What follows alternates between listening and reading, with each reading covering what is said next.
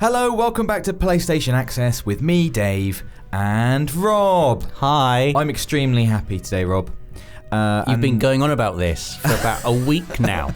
Well, I mean, I'd like to take it even further back, Rob, because I got to play Astro Bot Rescue Mission at E3. You did, that's right. And I said it was my game of E3. You did. I didn't play everything that was at E3, but this was, of what I played, this was my game of E3. Of the 3 games you played at E3, this was the one. Exactly. I've been very, very excited about this. It's finally here. It's available now. You can get it. And I would suggest you do, because this is 5 reasons. This is the ultimate PSVR game. Before we got into the reasons, I just wanted to start with the premise, which you're seeing right now. This is the opening cutscene, where, for reasons unknown, you come across a sort of Astro Bot ship in space, and at that precise moment, a horrible green alien comes and destroys the ship, Rob, and it's sad. An alien that is the same size as the ship that it's in. Oh, and it's found a VR headset, Dave. It has, yeah. And bye. And the Astrobots that were aboard the ship, 213 of them, are scattered to the wind. Oh no! And you have to get them back. Right. So that is the premise. One Astrobot, as you'll see, remains. And he comes and lives in your DualShock. And with that, we can get onto the reasons that this is the ultimate PSVR. Starting with number 1, it's not just fun, it's completely joyous. And I was thinking about this. There's lots of games I've played this year which are great, which I've really enjoyed, which I've had a lot of fun with. But this is like next level. You know, when I can genuinely say there were several times playing. I've only played the first hour and a half, I'd say. Several times in that hour and a half, I laughed out loud to myself. Several times, I was dancing along with the little Astrobots. Several times, I was just... It does feel like one of those games where you don't actually have to be playing it necessarily to be really enjoying it. Look at this. A bird just came and got that cow. I enjoyed that. I don't know why. This is a boss fight that takes place on the top of a building. On an original PS1. That's right. Look at that. I tried to get to the power button or the reset button, but then the boss arrived. And it's one of those things as well that, you know, you can't really get a sense of how big that thing is. Well, I was going to say this, like it's the same thing we always say with VR is you can't tell the scale or the kind of like, you know, just what it's like to be in the world. You have to try it to get it. But I'm going to try and explain to you how good it is. But that gorilla is massive. It's about the size of I played it a little bit, and I did see that gorilla's hands come in to the level that I was in, and I did poo myself a little bit because it was really big. Absolutely. That was me finding one of the little Astrobots. They literally bend over so you can kick them up the bum. Great. And I love the way they just come into the DualShock. I love the way the game puts you in the world like that with the DualShock. It's sort of a thing that solidifies your presence in the world. It's great. Look at this giant cactus. Just a big smiley cactus welcomes you to the end. I boot that cactus off into the sky. I do literally a double take at that crashed UFO there. No idea what that's about. Did see it. And this is how the levels always end, with just smiley things and dancing Astrobots. And it is a platformer. We should probably say that now. It plays like a traditional platformer. Look at this, Rob. Wow, look at that. I want to be in this level, Dave. Underwater level. No, look at just even the surface of the water looks amazing. I know it does. I want to go and play this right now. Imagine that you are wearing the VR headset. Look at this. That looks amazing. Look at this. It's so good. Like, I was, you know, often underwater levels in games get a bad rap. As soon as I saw the surface of the water, I was like, please let me go underwater. It looks fantastic. It's so good. This is me just riding a dolphin. No point to it. It's something that I found I could do in the game. And this is from the same team, we should say, that made, it's Japan Studio, but the same kind of thing as was in a Playroom VR. Yeah, exactly. Well, which is like a little VR tech demo. And now they've made a full-blown platform. You might recognise the Astrobots from Playroom VR. And I love what you did just then, Dave. Like, it's designed for VR in such a way that some things will be hidden in a level, and you can find them by physically crouching down and looking under things. Rob, people won't believe we haven't planned this, but you're exactly right. This is point number 2, which is this game couldn't exist without PSVR. And actually, you talking about the team that made it, it's the team who made Playroom, the team who made Playroom VR, and they have just like the most incredible understanding of the technology and what it can do and what it's good for, and not just the VR headset, but also the DualShock and both of them work together in this game just incredibly well. They've thought about everything about what it does really well and how to use that in the game and just have fun with it. So yes, first of all, like, you know, this isn't just a platformer where you happen to be just in, you know, in VR and it's 3D and it's a bit nice. Like, stuff is hidden everywhere that you have to find by looking around. Sometimes you have to peek round corners to see what's coming. They'll hide things, you know, really far in the distance, like this little Astro Bot that I rescued, who's just really far away.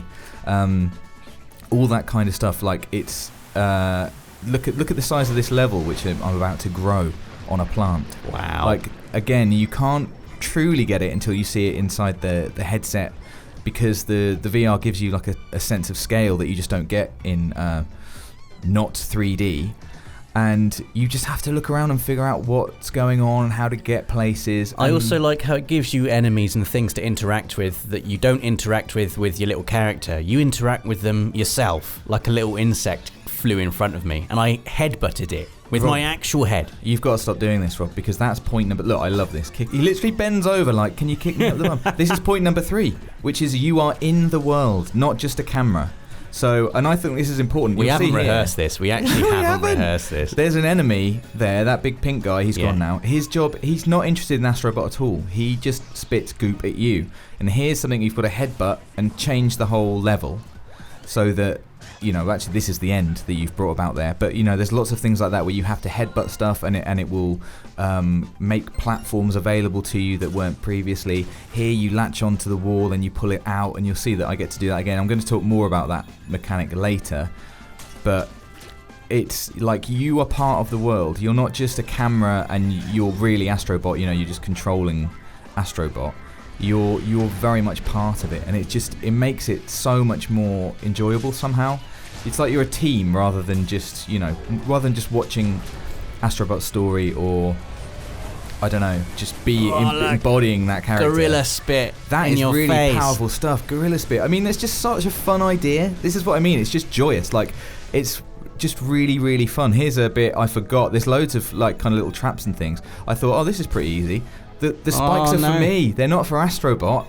Well, I mean, I'm sure they'd get him as well. So I had to lean like right down underneath these spikes to make sure I didn't crack my mask. It's just a great idea, isn't it? Done it again. And it seems to be full of these things that you play them and you just think, what a great idea. Yeah, and I should say that a lot of these things I'm talking about, they're going to bleed between each other because, you know, particularly like, I mean these entries, particularly saying it's just joyous.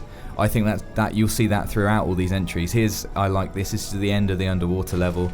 You have to watch out for jellyfish. Nut your way through. So you have to physically dodge the jellyfish. Exactly.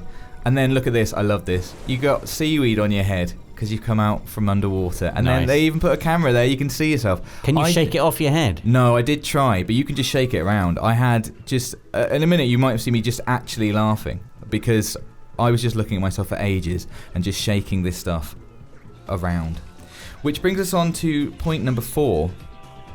Something that I just cannot underestimate the power of, and that's game feel. And again, like I said, I nearly said game feel earlier on, Dave. It blends a little bit with the other things. But for instance, you just saw me plug the DualShock into a chest to unlock this this kind of gadget, which somehow feels amazing. And then using the gadget itself, which is firing water. Here I'm blowing on a dandelion, which it just sounds ridiculous. And you're probably watching it going, I don't know why that's good, but that's game feel, and it's the thing that feels I great. can tell you about. Just firing water, the water coming out of my DualShock here. You can tell it's a thing that they have play tested and play tested and play tested. And they've gone back and said, that doesn't feel quite right. And they've just worked on it until it feels perfect. Exactly. There's so much love gone into this. At the end of every level, all the Astrobots you've rescued do a little dance, and you get to fire your Astrobot on a bit of elastic through the rings.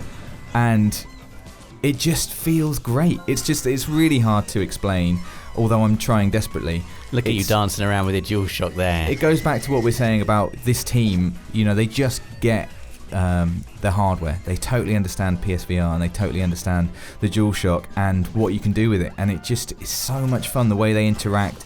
Doing that, honestly, it just feels great. Like it feels like Feels correct. You've got the key to a lock, Yeah. and you're going to get a lovely, nice thing. Well, I've always liked it when video games make peripherals and physical things in your world part of the in-game environment. Yeah. Because it grounds you in the game in just a really inarticulable way.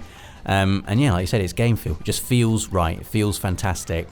These are gadgets. This is the second gadget in this video, and it's actually only the second gadget I've unlocked. I think there are a couple more, but I don't know what they are. And you already saw me pull down a couple of walls with this gadget, but you also make little tightropes. And here it was just showing me that once your Astrobot is on the tightrope, if you tighten the tightrope, he'll fly up in the air. And I just spent ages just bouncing him on this wire because it just feels really, really fun. It's just because great. you can. Because I can. It's great fun. And I got probably a little bit too carried away there. Now I'm just looking around because this is actually one of my favourite levels. Up in the clouds in like a sort of Arizona-esque kind of... Oh, there's a thing spitting at you again. Yeah, I really like these enemies. It took me a little while to figure out this is the first one you face. That you can knock round the sort of balloon part, and there is a little hook that you can hook onto. And just as you would hope, I mean, it's just the way you want to defeat this guy. Yank it. You yank it, and off it goes. It's just such good fun. This is the last part, sadly, of this video, which is number 5, which is there's tons of replayability. So the whole premise, as I've said, is that you're going around the level trying to find these little Astrobots. They're hidden everywhere. They often make me laugh with what they're doing, where they're hidden. There's 213 of them to find. Right. Some of them are quite obvious, and some of them are a lot more sneaky. So I think that there's going to be a lot of replayability there, just finding all of them. Once you've got them, they're in your ship as your crew, and you can go and mess about with them and all that kind of stuff. You saw it a little bit earlier. I love this one. He's scared and pretending to be a cactus. I mean, it literally just made me laugh. What's he doing?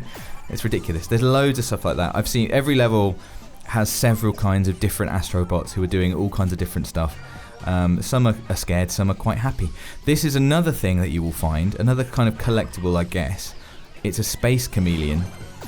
There's one hidden in every level. Right. Once you've found the first one, this was the first one I found, it unlocks challenge stages. You got a space chameleon. I got a space chameleon, like you do.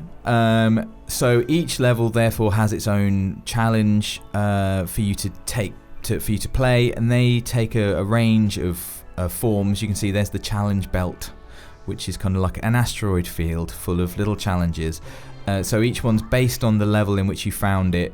So that's the first level. Wow, look, you can see how many are like blacked out there. Exactly. You can There's see lots to find in this game. There is lots to find. And there are many levels as well. And they're not just time trials of the level you've already played. In fact, I didn't find that at all. They're all completely different. They're just in the same setting. So this is a time trial, but this isn't in the level. So this is all about just using your hook shot to traverse this level as fast as possible. Oh, I bet that feels great as well to yank those things out. So good.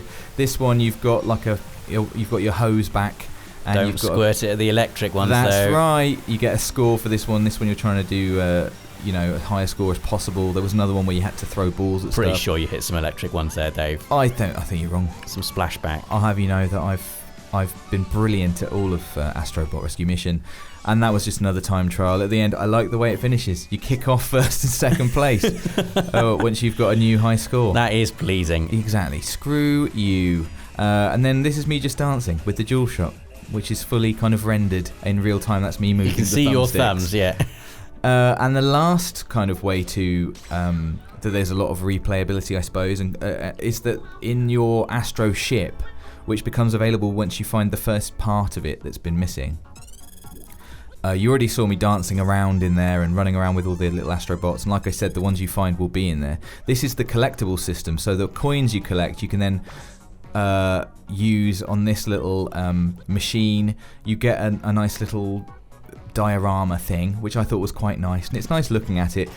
But what I didn't realise until later is it goes into that chest. If you then go and knock on that chest once you've unlocked something, the whole room becomes like that world.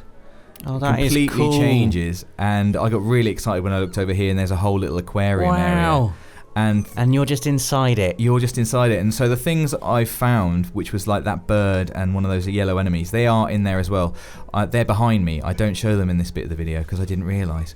But so you're unlocking little characters. You can see each chest has a certain number of those little balls that you need to unlock, and so you populate this world, and then anytime you can just unlock it and go for a look around. And it's like a collectible system that I think is really good. It's not just tokens or, you know, something else, feathers that just don't mean anything. It's something you can actually go back and enjoy, and you kind of want to collect them all. So that is just 5 reasons that Astro Bot Rescue Mission is the ultimate PSVR game. I honestly have loved every second of it and just want to go and play it right now, to be honest.